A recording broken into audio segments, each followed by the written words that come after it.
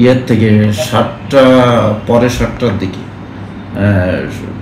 দিকে জানতে পারি এবং পশ্চিম থানার আমাদের উত্তরা পশ্চিম থানা ভারপ্রাপ্ত কর্মকর্তা আমাকে জানান এরকম একটা নিউজ। আমি বললাম যে কনফার্ম করার জন্য যে সঠিক কিনা নিউজটা। পরবর্তীতে আমি আরও অনেকে ফোন দিয়েছি। জীবন অবাক না করলে কে করবে? 28% মিল্ক ফ্যাটের অবাক করার সাথে ফ্রেশ মিল্ক পাউডার। জীবন অবাক করুক প্রতিদিন।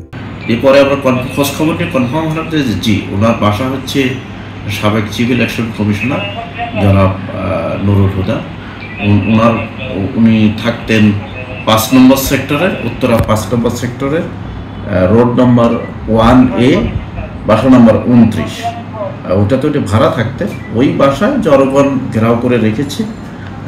তো আমরা এই নিউজটা কনফার্ম হয়ে সাথে সাথে আমি পুলিশ পাঠাতে বলি পশ্চিম থানাকে যে 2টো গাড়ি পাঠিয়ে দেওয়ার জন্য, যাতে ওনার নিরাপত্তার স্বার্থে আমরা ওনাকে যাতে করে ওনার কোনো অসুবিধা না হয়। তো সেজন্য আমরা ওনার নিরাপত্তার স্বার্থেই আমাদের হেফাজতে নিয়ে আমি ঊর্ধ্বতন কর্তৃপক্ষের সাথে কথা বলে ওনাকে দ্রুত ডিবিতে পাঠিয়ে দিয়েছি।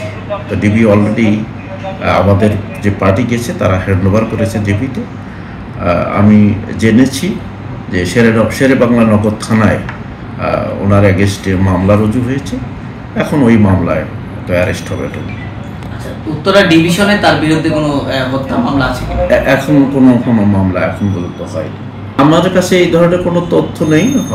তো আমার কাছে মেসেজ আসার সাথে সাথেই আমি পুলিশ পাঠিয়ে দিয়েছি যাতে নিরাপত্তার স্বার্থে ওনাকে আমাদের হেফাজতে নেওয়ার জন্য, এবং ওনার নিরাপত্তা জড়িত বা ওনাকে অসম্মান করে কোনো কথা বা নিরাপত্তা জড়িত কোনো সমস্যা হয়নি।